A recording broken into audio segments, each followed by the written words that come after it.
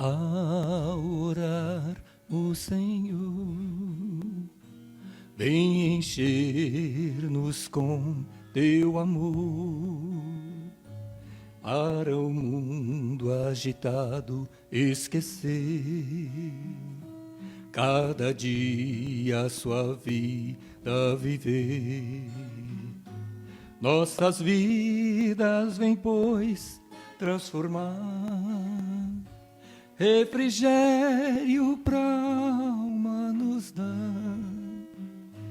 E agora, com os nossos irmãos, nos unimos a Ti em oração. Nossas vidas vem, pois, transformar, refrigério pra alma nos dá. E agora, com os nossos irmãos, nos unimos a Ti em oração. Pai, nós queremos Te agradecer por esta oportunidade nessa tarde. Queremos que o Teu Espírito Santo alcance aqueles que estão nos ouvindo neste momento. Que haja, Pai, revelação, sabedoria, unção, ó Deus, em cada canto onde a palavra do Senhor for alcançada, que cada uma possa receber do Senhor a paz do Senhor, em nome de Jesus. Olá, amigos, vocês são muito bem-vindos ao nosso primeiro podcast, Verdades do Reino, um bate-papo cristão. Nós hoje, nesse primeiro podcast, é com o pastor Rubens Crispi, fundador da Igreja Luz para os Povos há 27 anos. Ele é presidente do Conselho de Pastores, coordenador da Marcha para Jesus.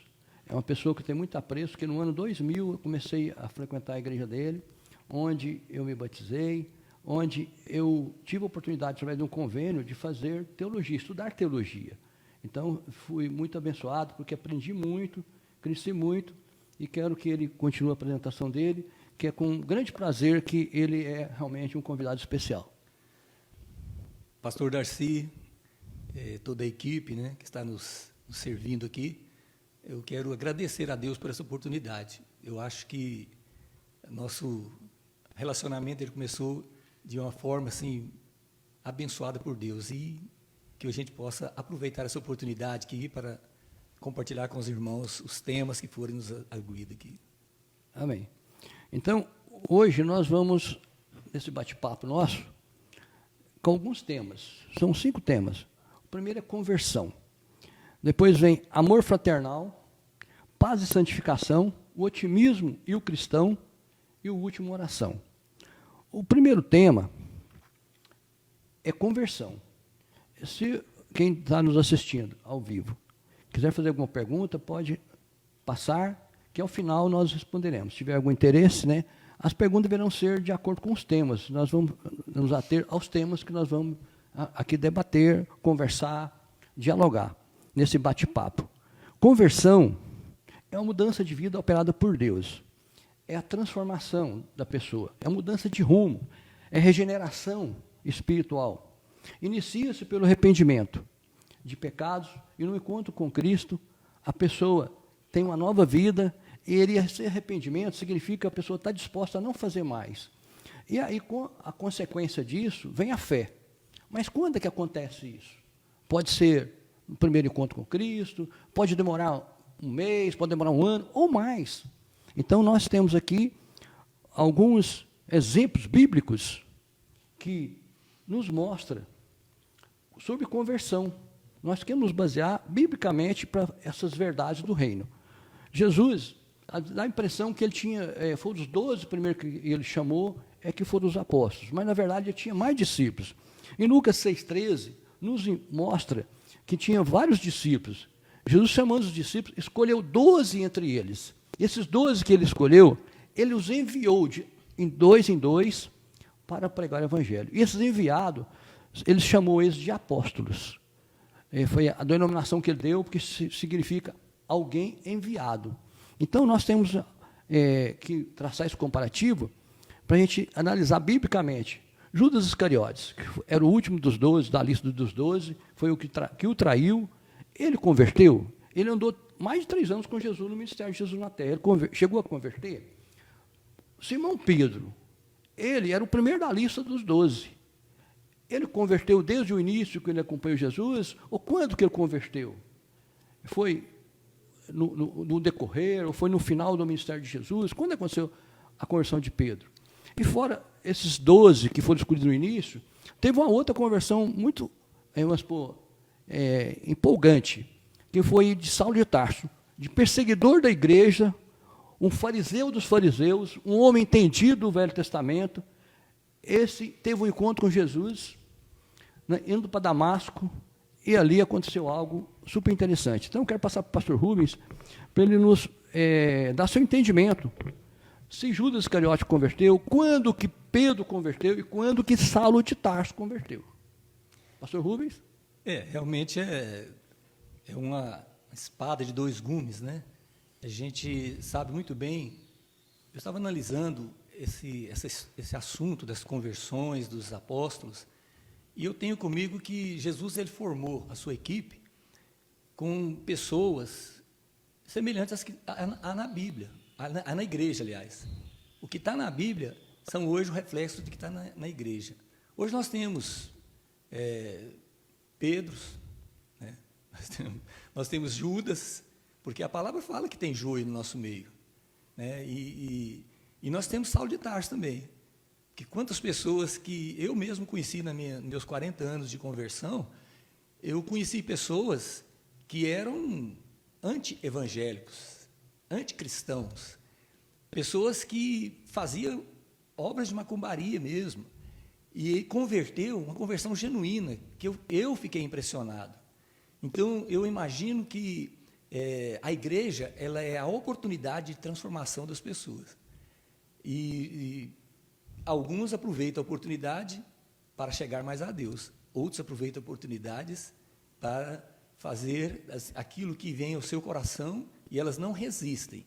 Então, eu não sei se você quer que eu fale separadamente de cada um deles. Não, mas principalmente o perfil de Pedro, né? Quando que ele demorou para converter, ou se não demorou, e depois de Saulo de Tarso. Mas Pedro, né? Ele era confuso, né? Pedro, ele era uma pessoa impulsiva. Ele era uma pessoa que Jesus podia contar, Pedro, Tiago e João. Ele estava sempre nos 3 mais achegados a Jesus, apesar dos foras que ele dava, daquela impulsividade dele, daquela reação, né, abrupta, né, que chega a cortar a orelha de uma pessoa, chega a querer que Jesus abandone o seu ministério. Não, o senhor não vai morrer, né? E Jesus foi até duro, que se alguém fizesse o que Jesus falou para Pedro, arreda Satanás, né? Chamar a pessoa que era um portador de Satanás, mas quantos não são? Né? Nós vemos a história de Caim, nós vemos a história de Esaú, nós vemos histórias de pessoas que estavam totalmente dominadas por espíritos malignos. E eu tenho comigo, nas minhas leituras, nesses anos todos da Bíblia, que Pedro era uma pessoa convencida. Ele não era convertido, porque depois que ele converteu, ele passou a ter frutos. Eu fiz um estudo sobre Pedro, e ele foi uma pessoa que foi muito usada com milagres depois da conversão. Depois que Jesus o apertou, você me ama, você me ama, você me ama. Eu falo para as pessoas que Jesus queria que ele pusesse um amor em cada negação dele. Antes que o galo cante, 3 vezes me negarás. Né? E ele foi ficando nervoso com aqueles servos, com aquelas pessoas que o reconheceram. Então, eu tenho comigo que Pedro, ele começou realmente, foi quando ele foi chamado para atender Cornélio, ele estava em jejum e oração, né? Quando ele pregou, converteu 3.000 pessoas, quando ele foi uma das colunas da igreja, uma pessoa que era reconhecida, ele teve uma transformação, ele teve uma mudança. Então, realmente, a negação de Jesus mexeu com o interior de Pedro. Eu acho que ele deu o restante da vida dele para compensar aquilo que ele sofria muito, por ter negado uma pessoa tão querida dele. Agora, já Judas também era uma pessoa controversa, era uma pessoa interesseira por dinheiro. Né? O dinheiro na nossa vida, principalmente no meio cristão, eclesiástico, ele não deve ser um motivo de desejo, de ganância, né? de receber benefícios financeiros por trabalhar para o Senhor. Deve ser uma consequência. O seu sustento, a sua prosperidade. Então, eu creio que quando Judas falou assim, olha o desperdício daquele vidro de perfume, podia vender, dava para os pobres 300 denários. Né? Um denário era um dia de serviço do trabalhador naquela época. Então, essa pessoa, ele tinha uma má índole. Como nós sabemos muito bem, e vemos escândalos, infelizmente, no meio cristão, rodeado de dinheiro. Muda completamente a personalidade da pessoa e principalmente o caráter da pessoa. Agora, já Saulo de Tarso, não tem nem que explicar muito. Ele era uma pessoa obediente, preparada, ele escolheu servir aos sumos sacerdotes, numa causa que ele achava, e que eles passaram para ele. Achava justa, né? Achava justa. Ele era realmente, quando eu até falo isso, o Senhor nos conhece de antemão e Ele nos escolhe, porque Ele sabe o potencial que nós temos. Então, o Senhor acompanhava Saulo de Tarso nas suas investidas contra os cristãos. E quando houve aquele raio, aquele clarão, aquela cegueira, aquela voz, né, ele converteu imediatamente. Né? Quem és tu, Senhor? Eu sou aquele que você persegue. Então, a partir daquele momento, Saulo de Tarso teve um encontro com o Senhor, né? Teve uma transformação, a ponto dos próprios cristãos da época não confiar muito. Ele trouxe cartas, ele está enganando aqui para prender todo mundo. Então, na verdade, nós vimos o que Deus fez com Saulo de Tarso. E eu sei que, como Ele fez com Pedro, como Ele fez com Saulo de Tarso, Ele pode fazer na vida de muita gente. Em Lucas, capítulo 22, versículo 31 e 32, confirma que Simão Pedro, andou com Jesus o ministério inteiro e não era convertido, como o senhor falou, talvez convencido, mas às vezes ele era fraco e ele não tinha se entregado. Né? E então, o que aconteceu? Jesus falou assim, Pedro, quando converteres, fortalece os seus irmãos. Né? Então, em Lucas 22, 61 e 62 também, ali, depois que ele negou Jesus, em Lucas mostra que ele olhou para um lado, viu Jesus olhou para ele e ele caiu de choro. Chorou amargamente. Ali eu creio que houve o arrependimento dele, de tudo que ele fez, porque ele chorou amargamente, que ele falou, não vou fazer mais isso, vou morrer por Jesus. Ali ele realmente houve a conversão. Então, no meu entendimento, e talvez alguns falem em João, falam assim, e quando Jesus perguntou 3 vezes, Pedro, tu me amas? Tu me amas? Aí na última vez ele fala, o senhor sabe que eu te amo, o senhor conhece o meu coração. Né? Então, mas essa palavra conversão, às vezes fica parecendo que foram criadas pelos evangélicos, mas na verdade ela não foi criada pelos evangélicos, ela está na Bíblia. Em Atos capítulo 15, versículo 3, diz, enviados, pois, e até certo ponto acompanhados pela igreja, atravessaram as províncias da Fenícia e Samaria, e narrando a conversão dos gentios, causaram grande alegria a todos os irmãos. Então, com relação a gente basear o que aconteceu com o Judas Iscariotes, né? Então, às vezes a pessoa está na igreja e fala assim, mas aquele ali não vai converter, a gente não pode fazer isso.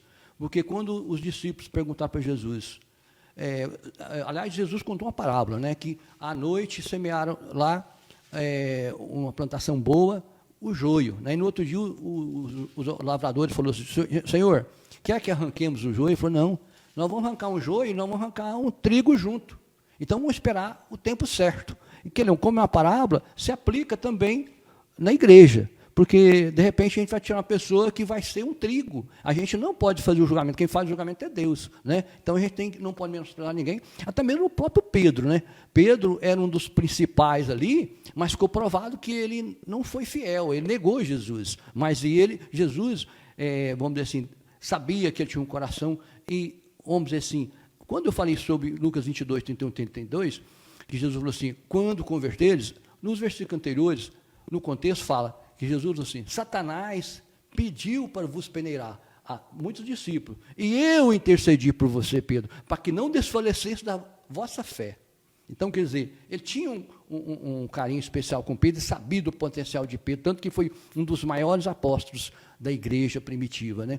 Então, eu sei que, vamos dizer, o Saulo de Tarso, alguns são, assim, se entrega facilmente. Eu creio que conversão, essa mudança de vida, tem que deixar a pessoa, assim, se abrir o seu coração para que o Espírito Santo trabalhe, né? Porque Jesus, naquela época, mas naquela época tinha Jesus, mas Jesus falou, eu vou para que venha outro maior do que eu, o Consolador, o Espírito Santo de Deus. Então, quer dizer, hoje nós temos na igreja o Espírito Santo, nós temos em nossas vidas o Espírito Santo. Então, se a pessoa abrir seu coração e deixar o Espírito Santo trabalhar. E às vezes a pessoa fica na igreja muitos anos, como eu creio que eu gastei uns 10 anos para converter. Eu fui pior do que Pedro, né? Não fui como Judas Iscariote, com certeza que não. Mas também não fui como Saulo de Tarso. Eu até me alegro quando eu estudei, entendi que Pedro demorou para converter, e isso eu faço questão, vamos dizer assim, as pessoas que estiverem na igreja.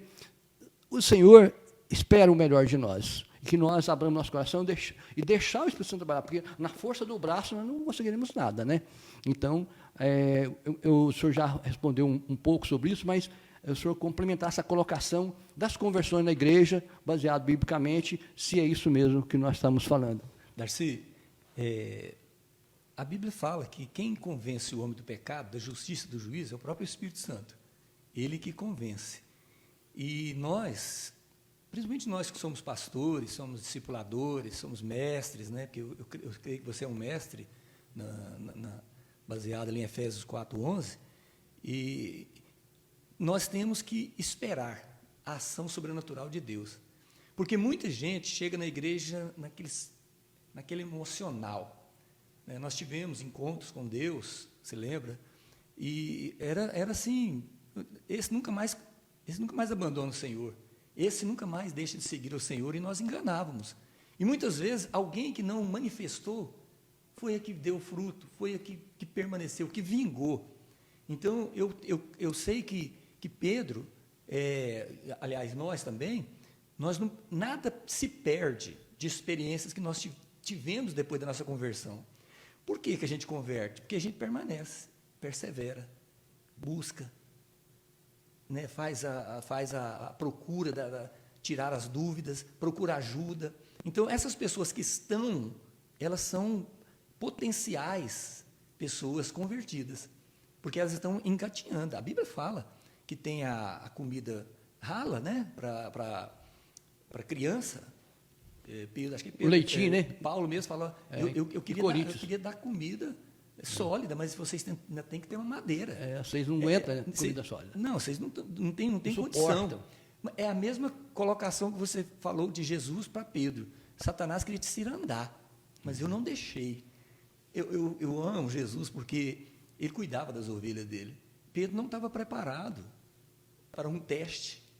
Como Deus também não vai deixar muitos na igreja também ser testado acima das suas possibilidades. E é necessário ser experimentado, ser provado, aliás, e aprovado? Não, depende da nossa resposta. Se nós somos servos bons, você tem 2, 3 filhos, eu tenho 2, 3 filhos, nós podemos tratar cada um de uma maneira. Às vezes, você tem que disciplinar. Tem outros que você é só orientar, porque a sua própria resposta não exige castigo, não exige disciplina. Então, a palavra do Senhor fala que Deus, Ele açoita, ele trata o filho que Ele ama. Então, se é necessário para eu converter, eu passar por um esfrego igual o Pedro passou, que passe.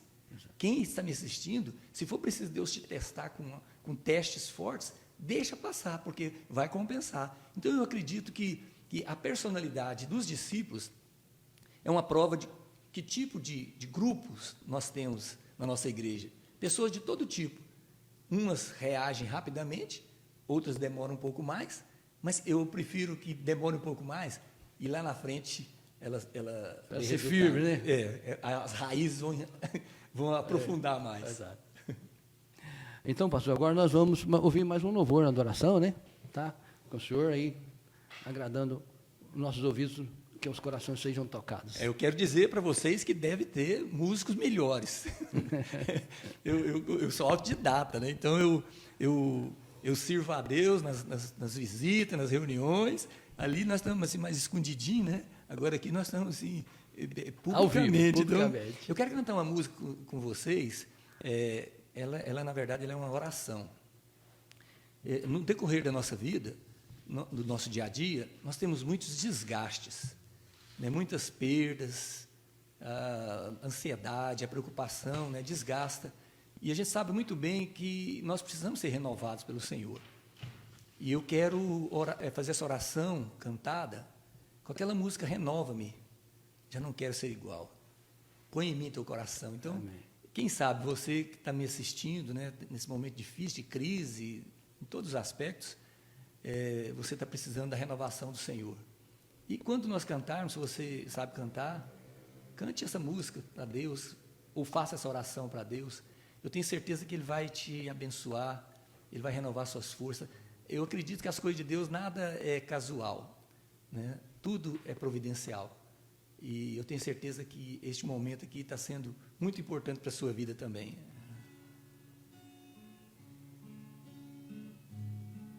Renova-me, Senhor Jesus, já não quero ser igual. Renova-me, Senhor Jesus, põe em mim teu coração, porque tudo que há dentro de mim necessita ser mudado, Senhor. Porque tudo que há dentro do meu coração necessita mais de ti. Renova-me, Senhor Jesus, põe em mim teu coração,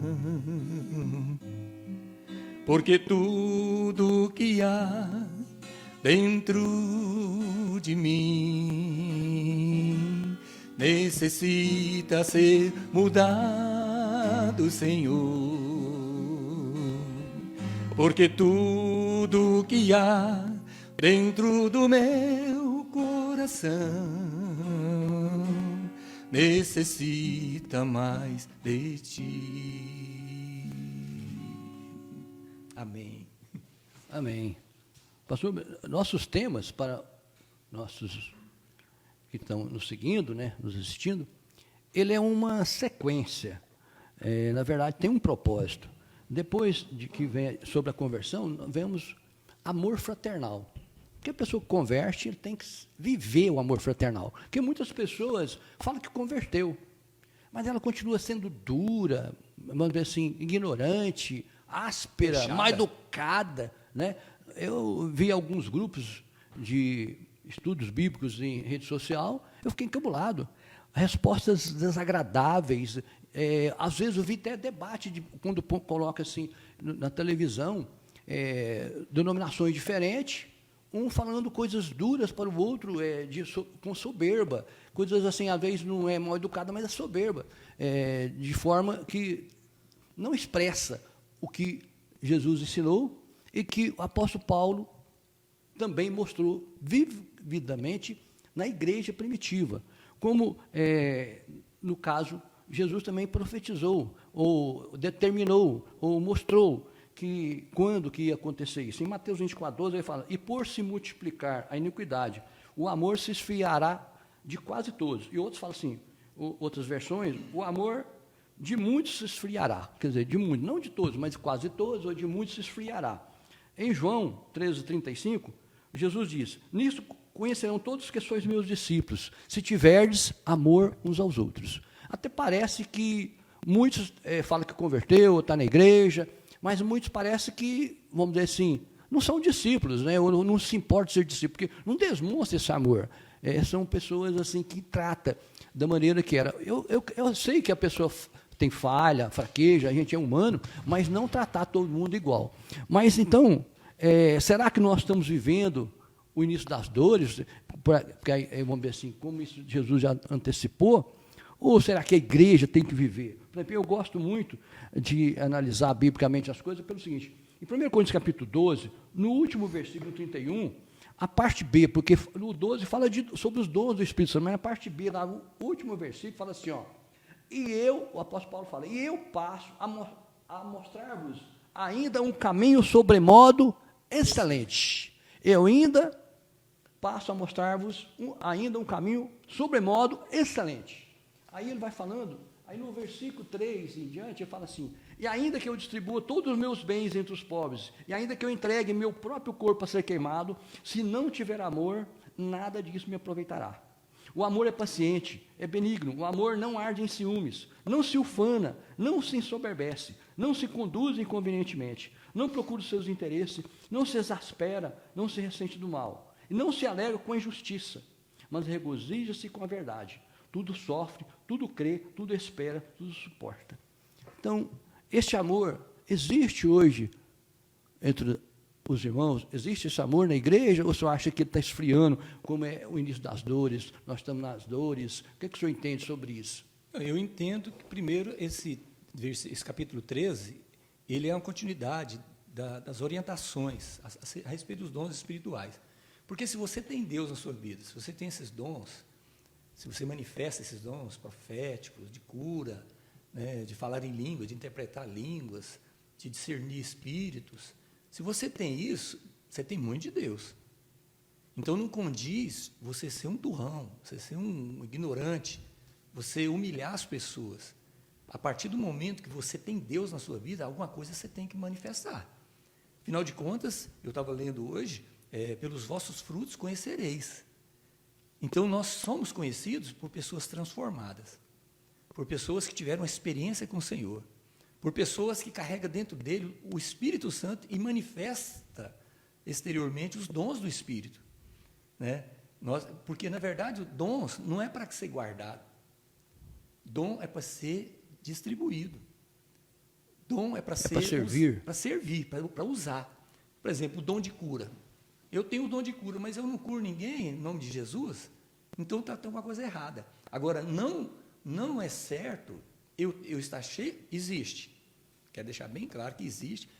Eu estar sendo usado por Deus, mas ao mesmo tempo eu não amar minha esposa, eu não amar meus filhos, eu não amar meus irmãos, eu não amar o necessitado, eu não ir lá sujar minhas mãos na sujeira daquele lá que está precisando, dar a mão para ele, levantar ele. É inadmissível que eu tenha Deus, que eu ostente a chance que Deus me deu de ser um instrumento. Porque, na verdade, todas as pessoas que têm dons, seja eles os dons aí dos ministérios, de Efésios 4:11, profeta, mestre, pastores, né, apóstolos, evangelista, se eu tenho esse chamado só vai funcionar se eu aplicar o amor do Senhor. Porque tudo começa com João 3,16. Porque Deus amou o mundo de tal maneira que deu o seu único Filho, para que todo aquele que nele crê não pereça, mas tenha vida eterna. E Paulo usa mais ou menos isto lá em Romanos 8, quando ele fala assim, aquele que não poupou o seu próprio Filho, antes por nós o entregou, acaso não nos dará graciosamente com ele todas as outras coisas? Então, eu vejo assim, também, quero voltar um pouquinho atrás, a gente deve dar tempo para as pessoas serem lavadas pela palavra. Aquele que roubava, não roube mais. Aquele que prostituía, não prostitua mais. Aquele que era ignorante, não seja ignorante mais. Então, Deus, eu falo, se tem uma coisa que Deus tem é paciência. Ele tem paciência, ele dá corda. No céu tem muita corda. E o Senhor está liberando corda. Até que eu veja, entendeu? Que eu veja aonde eu estou errando. Em Apocalipse fala, 3, né? Lembra-te de onde caíste e arrepende-te. porque senão venho contra ti sem demora. Retorna ao primeiro amor. Retorna ao primeiro amor. Ou seja, entenda o que Deus quer de você. Pastor Darcy, eu fico pensando assim, pelo menos do jeito que eu recebi, eu tenho que dar. Deus teve misericórdia de mim. Deus me amou. Eu não merecia. Se perguntasse para mim na época, você merece a vida eterna? Eu falava, não, o que eu estou fazendo não mereço. Eu não vou dar um bom cristão. Por quê? Porque eu estava naquela fase. Mas depois da fase da experiência, da fase da transformação, de Deus falar com você na palavra, de Deus falar em profecia. E eu vou dizer algo mais também para você e para as pessoas que nos assistem. Ser firme não é pecado, não. Porque tem muita gente que precisa de ser chacoalhado. Você ser amoroso com a pessoa não é só você passar a mão na cabeça dela, não. Você tem que ensinar para ela o que é o certo e o que é o errado. Então, muitas vezes as pessoas procuram gente firme, que fala a verdade. É melhor do que passar a mão na cabeça. Então, nós temos que separar isso aí. Eu posso ser duro, mas nunca perder a ternura. Exato. Eu posso falar a verdade para a pessoa, no casamento dela, na vida financeira dela, na vida espiritual dela. Eu não estou sendo ruim, não. Eu estou amando aquela pessoa, porque eu quero Você fazendo o bem para ela. Fazendo bem. Porque a igreja está cheia de gente que precisava de correção. Na verdade, Mas elas gostam de ser paparicadas. Paparicada. Agora, quando você chega, você puxa ela e fala a verdade, muitas, vamos embora. Porque não esperava que era aquilo, vida cristã. Gente, Jesus ele foi duro com Pedro.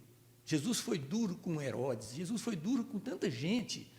E não era sem ternura. Tinha amor no que ele falava, porque nos faz bem. Porque nós somos seres que precisamos de direção, de disciplina, de condução. E os que se adaptam na igreja, que gostam da verdade, que gostam da seriedade, que gostam da coisa certa, essas pessoas vão longe. Exato. Amém, pastor Rubens. Então, nós vamos seguindo aqui, na nossa sequência de temas, que é uma evolução. Então, nós falamos sobre conversão, falamos agora sobre amor fraternal, né? Agora nós vamos falar sobre paz e santificação.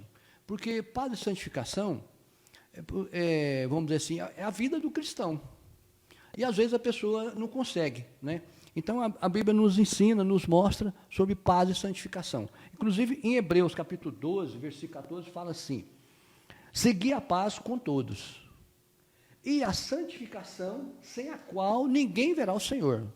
Segui a paz com todos, e a santificação sem a qual ninguém verá o Senhor. Então, em Hebreus 12, 10, fala assim, pois eles nos corrigiam por pouco tempo, nossos pais naturais, segundo melhor lhes parecia. Deus, porém, nos disciplina para aproveitamento, a fim de sermos participantes de sua santidade. Então, santificação nós sermos moldados com o caráter de Cristo, o caráter de Jesus, para ser participantes da santidade de Deus. Isso aqui está em Hebreus, né? Nos mostra que essa é a vida do cristão. Mesmo que nós tropecemos, até mesmo como Pedro, mas nós vamos levantar. Porque, vamos dizer assim, Paulo tinha o seu espinho na carne, mas ele firmou, porque ele era convertido. Então, vamos dizer, pode às vezes ter uma falha por acidente, mas a santificação é um processo contínuo de busca de santidade, de chegar ao caráter de Cristo. Isso é que eu entendo, né? Então, a gente, vamos dizer assim, nos dias de hoje, cheio de tantos estresses, tantas dificuldades, né? As pessoas às vezes não vê que ser cristão, como o senhor estava falando, não é tão simples, porque ser cristão é viver o amor, é praticar, não é só ouvir, né? Porque às vezes a pessoa tem dons e não sabe expressar o amor. Mas então, essa paz, a pessoa tem que seguir, ela tem que buscar. O que depender de vós, na Bíblia nos ensina, o que depender de vós, você tem que ter paz com todos, não importa quem, né? E aí, seguindo, o que nós vamos, assim, querer que o senhor nos mostre, o seu entendimento, é que como é que a vida do cristão, nessa busca, nesse crescimento, para poder, de maturidade espiritual, para chegar à santidade, nessa santificação, como o senhor entende esse processo? Ele deve existir dentro da igreja? Ele existe? Como é que estão os cristãos vivendo esse processo de santificação nos dias de hoje? Está complicado, porque eu falava hoje de manhã numa rádio sobre Mateus 6, do 25 ao 33, quando o Senhor fala, não andeis ansiosos por coisa alguma. E lá no 33, ele fala assim, busque em primeiro lugar o reino de Deus, a sua justiça, e as outras coisas serão acrescentadas. Pastor, as pessoas hoje, elas não estão tendo tempo. Quando Salmo 4, versículo 8, fala assim, em paz eu me deito e logo pego no sono, porque, Senhor, só Tu me faz repousar seguro. Não é que uma pessoa está profetizando que ela vai dormir em paz, não. É que ela vive uma vida de paz. Exato. Ela aprendeu a depositar nos braços do Senhor as suas dores, seus sofrimentos, seus problemas. Eu acredito o seguinte, a gente pregando, a gente fala muita coisa da gente mesmo. E eu, esses dias, eu estava pregando, eu falei assim, irmãos, Jesus está muito pequeno dentro de nós. Nós estamos dando muito pouca chance para Ele. Nós estamos nos enchendo dos nossos desejos, das nossas crises, dos nossos problemas, e não está tendo espaço para Jesus na nossa vida. Quando é que eu tenho espaço para Jesus na minha vida? Quando eu tenho tempo. Eu falo, o Senhor Jesus não é atleta, Ele não vai sair correndo atrás de você. Ele não vai sair correndo atrás de você, você que vai parar. Se te interessa, busca em primeiro lugar o reino de Deus.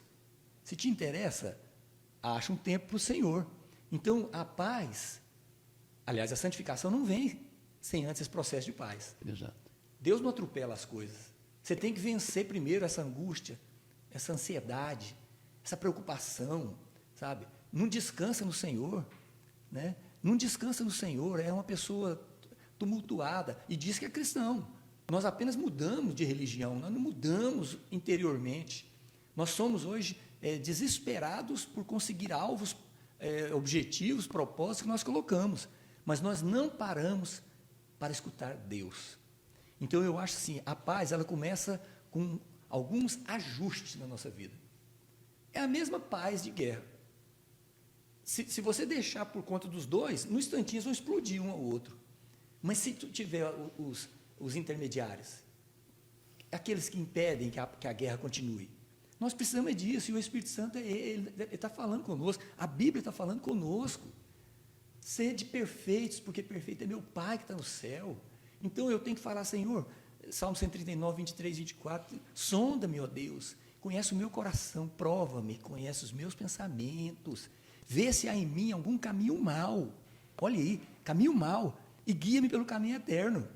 Eu não acredito, pastor Daci, que nós vamos ser salvos, porque nós estamos no processo, ninguém pode bater martelo, nós estamos no processo. Ezequiel fala, o justo na sua justiça, pecar, não leva em conta o seu tempo de justiça. O ímpio, na sua impiedade, converter, Deus não leva em conta o seu tempo de impiedade. Exato. Então, nós temos que entender que nós estamos numa corda bamba. Então, nós temos que, até na porta do céu, nós temos que estar em transformação, e principalmente pela vontade do Senhor. E qual que é a vontade do Senhor? Sede perfeito, porque perfeito é meu Pai que está no céu. Então, aonde é que está o defeito? Peça a Deus, luta contra ele. Mas você não pode dizer igual antigamente falava, eu sou assim mesmo, eu não mudo. Não, nós não podemos dizer isso. Nós estamos num processo de mudança. E para todo mundo tem oportunidade, para todos Deus tem dado chance.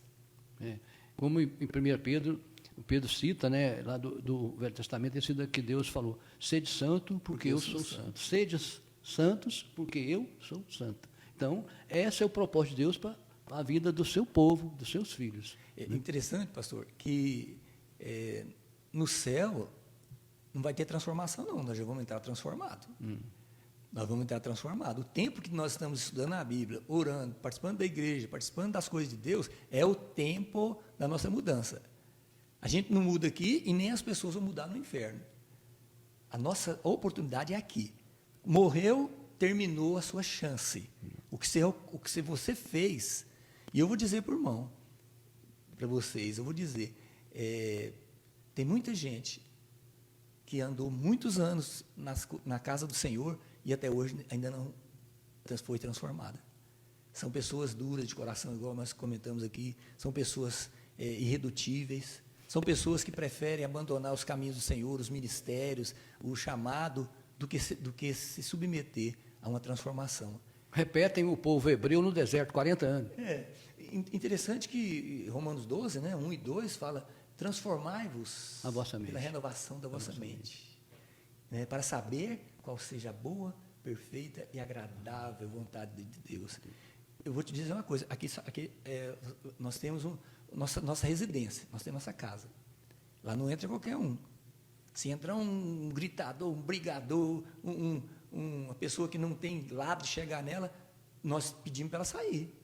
Você está achando que o céu é de quem? Os céus são os céus do Senhor, mas a terra ele deu aos filhos dos homens. Então o céu é do Senhor. Ele vai deixar entrar ali quem ele quiser. Exato. Quem ele quiser, quem foi transformado, quem está adequado para novo momento da vida. E esse momento é aqui. Quando eu me converti, falavam-se assim, os irmãos são a lixa que nos trabalha. Quantas vezes, pastor Daci, eu fui arguido no pátio da igreja por estar tratando mal minha esposa, tratando mal meus filhos, tendo atitudes erradas. Irmãos, que eu falei anteriormente, que me confrontaram. Eu não fiquei com raiva deles. Hoje já partiu para a glória também. Hoje eu agradeço a Deus por ter gente que falou a verdade para mim. E eu pude ter um carão, ter uma situação adversa ali, mas que serviu para quê? Para moldar o pastor do futuro. Exatamente. E, pastor, continuando aqui, nosso assunto, né? A gente já falou sobre crescimento, amadurecimento espiritual, mas agora a gente vai falar, na sequência aqui, o otimismo e o cristão. Aí, o cristão deve ser otimista? Eu tenho, assim, com o passar dos anos, vamos dizer, amadurecido um pouco a minha vida, principalmente nas virtudes do fruto do Espírito Santo, em longanimidade, né? E então, que é bondade, amabilidade, né? Aí a gente começa a entender um pouco mais que das virtudes também é a alegria. É a paz, amor e alegria, né? E às vezes a pessoa só quer isso, mas uma das coisas que eu vejo, as pessoas são muito pessimistas. E a pessoa não pode ficar pensando coisa ruim, armando, criando na sua mente dificuldades. Eu, quando era novo, eu criava situações mirabolantes de tragédias, e que não acontecia. Depois eu vi que aquilo ali era da minha própria cabeça. Mas hoje as pessoas adultas, a gente vê fazendo isso, ou se chateando com coisas pequenas que são problemas que devem ser resolvidos, às vezes vira uma tragédia que a pessoa não sabe administrar, não sabe resolver. Então, o cristão deve ser otimista? Por que o cristão deve ser otimista? Por exemplo, lá em Salmo 37, 5, diz assim: entrega o teu caminho ao Senhor, confia nele, e o mais ele fará. Vou citar mais um, porque eu acho muito importante. Isaías 41, 10. Não temas, porque eu sou contigo, não te assombres, porque eu sou o teu Deus, eu te fortaleço e te ajudo, e te sustento com a minha destra fiel. No 13, porque eu, Senhor, teu Deus, te tomo pela tua mão direita e te digo, não temas, que eu te ajudo. Então, por que a gente tem que ter confiança, tem que ser otimista? Porque a gente sabe que Deus vai nos ajudar, Deus vai planar os caminhos, né? Igual tem lá que nós vemos no Salmos 91, fala assim: caia 1.000 à minha direita, 10.000 ao meu lado, e eu não seria atingido. Quer dizer, isso significa que vai ter 1.000 problemas com pessoas e não vão resistir, mas eu vou resistir porque eu confio no Senhor, né? Então, mas muitas das vezes a pessoa confunde, às vezes até se revolta: mas eu estava esperando em Deus e Deus não fez. Mas as pessoas conseguem inverter os valores. Nós somos servos e Deus é Deus. A pessoa se inverte os valores e quer que Deus nos sirva, e Ele faz, mas a gente aprende biblicamente que Deus nos ajuda. Ele aplana nossos caminhos, Ele cuida de nós, mas Ele nos ajuda. Até mesmo, como foi com Josué, né? Quem teve que entrar na terra prometida foi Josué. Ele deu força para ele, falou assim: ser forte e corajoso, porque eu estou contigo. Mas ele teve que entrar, né? Ele que foi dirigir. Então, Deus não vai fazer as coisas no nosso lugar. Então, nós é que temos que fazer e contar com a ajuda de Deus, ter confiança, ter fé, porque fé é convicção, certeza de as coisas vão dar certo, porque você tem aquela paz que Deus vai, vamos assim, te dar sabedoria, né? Como está em Tiago, né? Peça a Deus sabedoria, Ele vai te dar sabedoria e não vai te cobrar nada. Mas não seja como a onda do vento, as ondas do mar, que balança para cá, quer dizer, duvidando, e quem duvida não terá coisa alguma de Deus. Então, eu vejo que, às vezes, a pessoa é pessimista porque ele pede errado, porque ele quer fazer uma barganha, e Deus não faz barganha. Eu entendo que nós temos que ter otimistas, porque nós confiamos em Deus, porque nós somos fortalecidos pelo poder de Deus. Então, eu gostaria que o senhor desse o entendimento do senhor sobre o otimismo, porque o senhor conheço bem, né? Sabe até que nós já lemos alguns livros, o poder da palavra, né? Então, o senhor explanasse o entendimento do senhor sobre o otimismo e o cristão. Bom, eu quero usar aquele texto de Romanos 10, 17, que diz assim: a fé vem pelo ouvir e ouvir a palavra de Deus. E usar também Hebreus 11, principalmente a galeria dos heróis da fé, porque Hebreus 11, 1 fala que a fé é a certeza de coisas que se esperam e a firme convicção de fatos que não se vê. E a galeria dos heróis da fé, aquelas pessoas, elas acreditavam em Deus, na salvação. E elas pouco importavam com o que aconteceria com ela, desde que elas estivessem agradando a Deus. Eu não vejo ninguém ir para frente sem otimismo. E eu não vejo ninguém ter fé sem ser otimista. Porque otimismo não é pecado. Otimismo não é pecado. Otimismo é virtude. Quando você vê uma pessoa otimista, ela brilha os olhos. Ela fala daquilo que ela acredita, que ela confia. E a palavra de Deus, ela é otimista, do começo ao fim. Deus tem uma proposta que vai daqui a outra página, a outra capa. Deus acredita. Eu vim de uma geração de um homem chamado apóstolo Sinomar. Em meio à crise e dificuldades, aquele homem acreditava que ele conseguiria alcançar todos os países, todas as nações. E nós éramos ínfimos, pequenos, mas a fé e o otimismo dele sobrepujava tudo. Então, quando você vê uma pessoa que vai ser conquistadora, é porque ela fala do que ela acredita, do que ela crê. Ela tem convicção. Ela tem convicção. Não vai ter incrédulo no céu. Os incrédulos, os pessimistas, sabe, os negativistas, esses não herdarão o reino do céu, está escrito. Está escrito. Não herdarão o reino do céu. Lá vai ter gente feliz. Sabe por quê, pastor?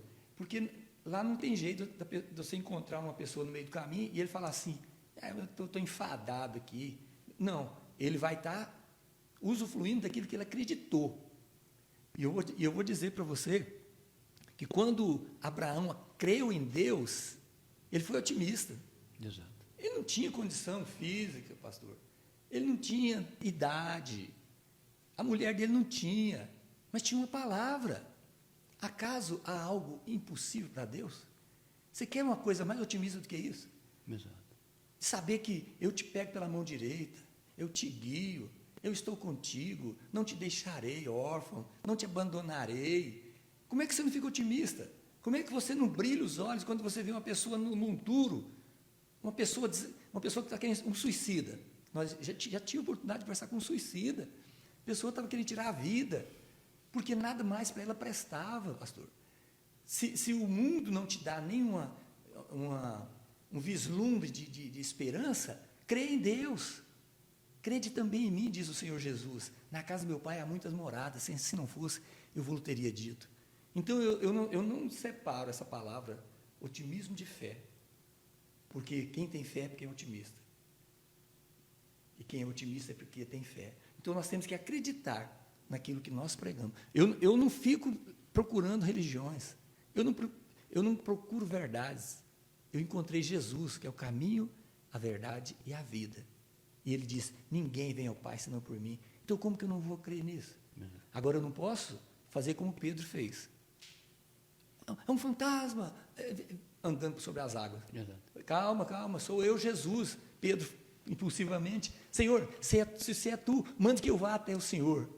Então vem, Pedro. Pela palavra do Senhor, Pedro desceu do barco, andou. Ele andou até aonde ele duvidou. Olha que duvidou. Olha que duvidou, ele Viu a caiu. força das águas e... Ele começou a afundar, Senhor, me salva.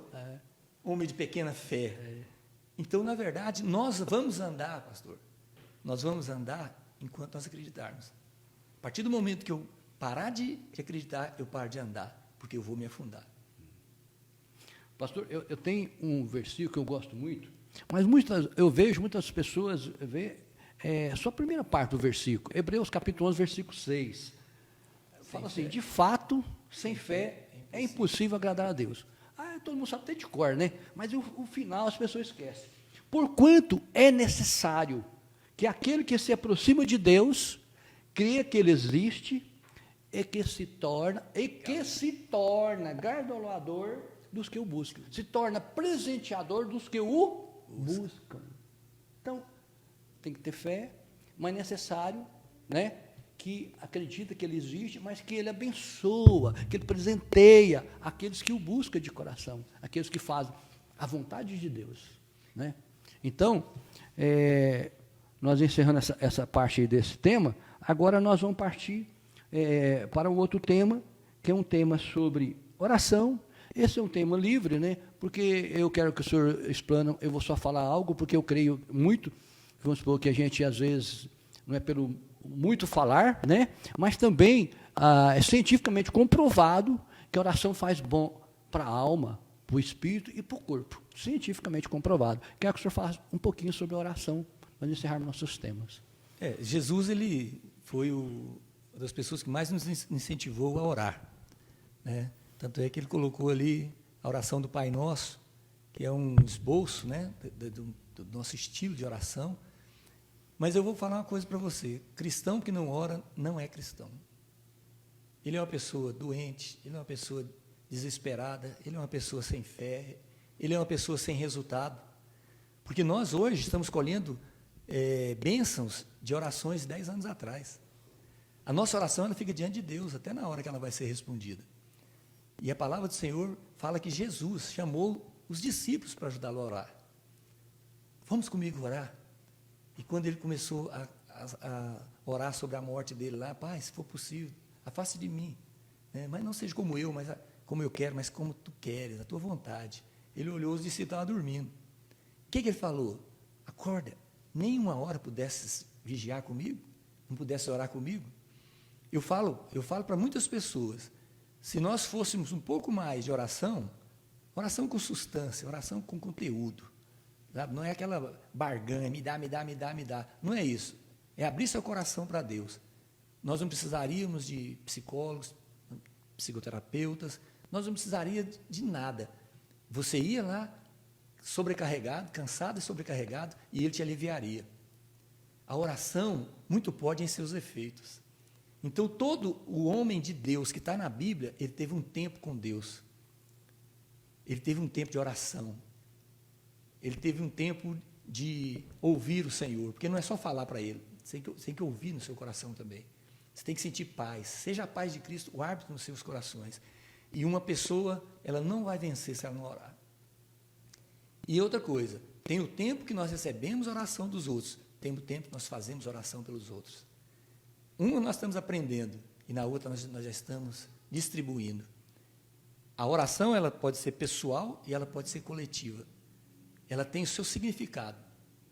A pessoal é aquela que você entra no seu quarto em secreto, fala com teu pai e ele te ouvirá. E a oração coletiva é aquela de guerra espiritual, é aquela de guerreiros, né, de vitória, é aquelas que você canta, você louva, você ora junto. Antigamente nós podíamos abraçar, né, pegar nas mãos, mas hoje nós podemos ainda orar em conjunto, seguindo todos os protocolos. Então eu acredito que eu sou fruto de oração. Ninguém converte se alguém não estiver orando por ele. Então a oração é muito forte em seus efeitos. E eu tenho certeza que tanto a nação brasileira, quanto o povo brasileiro, como a igreja, em 2 Crônicas 7,14, o Senhor fala assim, se o meu povo, que se chama pelo meu nome, orar, me buscar, se converter dos seus maus caminhos, então eu virei o céu, perdoarei os seus pecados e sararei a sua terra. Então a oração ela está inserida em todos os momentos da história e ela vai estar inserida na nossa história também. Muitas pessoas falaram assim, o que mais me chamou minha atenção é que eu passava na porta do quarto dos meus pais e eu via meu pai orando de joelho no pé da cama. Eu vi minha mãe orando de joelho. Enquanto, muitas vezes, eu nem convertido era, né? Essa pessoa fala. Mas eles não perdiam a esperança. E eu vou terminar contando a história de uma mulher que tinha um filho muito problemático, drogas, violência, e ela orou 20 anos por ele. Chegou um dia e falou assim, chega, não oro mais. No outro dia ele procurou ela, mãe, eu tive um sonho estranho, eu estava dentro de um poço, aí jogaram a corda, e começou a puxar, e começou a claridade chegar. Quando eu vi, fiquei feliz, porque eu vi a senhora com a mão assim, a senhora que ia me tirar do buraco, mas a hora que eu fui pegar na mão da senhora, a senhora fez assim, eu caí para o fundo do poço de novo. Ela chegou, ela falou assim, enquanto eu estava segurando meu filho em oração, e um exemplo para nós, nunca desistamos, nunca vamos desistir dos nossos sonhos, dos nossos projetos, apresenta eles para Deus, com certeza Ele vai nos ajudar e vai nos responder. Amém. Pastor, eu fico muito feliz com a sua presença, e eu baseei biblicamente, que veio no meu coração, né, que Jesus, quando enviou a primeira, vamos dizer assim, para pregar o Evangelho, a primeira missão, foi dos 12, ele enviou 2 a 2. E também, quando ele enviou os 72, ele também enviou de 2 em 2. Né? Então, 70. nós estamos em 2. Né? E a Bíblia já ensina também provérbios, né? Que quando um caiu, o outro levanta, que é bom melhor ser 2 do que 1. Né? Então, eu fico muito feliz com a sua presença e que quem está nos assistindo tenha gostado. Né? Então, nós vamos ouvir mais a última adoração, o louvor que o senhor vai tocar para nós. Tem alguma pessoa que manda?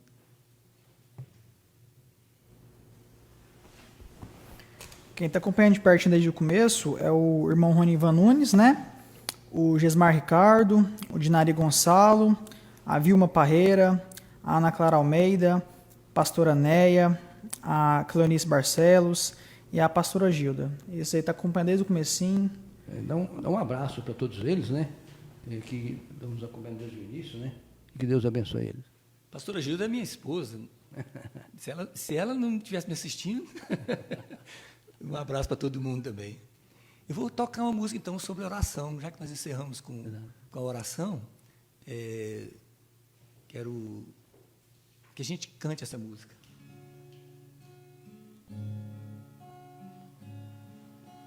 Ao orar o Senhor, vem encher-nos com teu amor, para o mundo agitado esquecer, cada dia a sua vida viver. Ao orarmos, Senhor, vem encher-nos com teu amor, para o mundo agitado esquecer, cada dia a sua vida viver. Nossas vidas vem, pois, transformar, refrigério pra alma nos dar. E agora, com os nossos irmãos, nos unimos a Ti em oração. Nossas vidas vem, pois, transformar, refrigério pra alma nos dar. E agora, com os nossos irmãos, nos unimos a Ti em oração. Amém. Amém. Então agora eu quero agradecer, né, a todos que estão nos assistindo, aqueles que ainda vão assistir, né, que Deus possa tocar o coração pelo Espírito Santo, em nome do Senhor Jesus, para que vidas sejam acrescentadas ao reino de Deus. Amém. E que haja salvação, haja arrependimento e haja salvação de muitas vidas para a honra e glória do nome de Jesus, né? Então, agora eu vou para nossas despedidas, né? Eu não vou citar nomes porque são muitos, né? Que a gente às vezes pode esquecer algum e vai. Não quero que ninguém fique ofendido, porque isso aqui é para todos que participaram com a gente, vão participar, vão assistir, né? No seu devido tempo, né? Que Deus abençoe a todos. E agora eu passo a palavra para o pastor Rubens para falar sobre a igreja, que ele é o presidente, o líder, né? E fazer a oração de encerramento das suas despedidas finais. Amém. Nós somos da Igreja Luz para os Povos, sou fundador do ministério aqui em Tumbiara, há 27 anos e meio, vi esses meninos tudo nascer, né? E pude ser bênção, instrumento de Deus na vida de muitas pessoas. Eu falava hoje na rádio que é muito bom. Eu fiz um cálculo, eu e minha esposa, nós temos um cálculo de umas 30 pessoas que se formaram pastores. Uns converteram ali, outros foram ajudados ali, e hoje estão frutificando, que é o caso do pastor Darcy, né, da sua família, e eu louvo a Deus por essa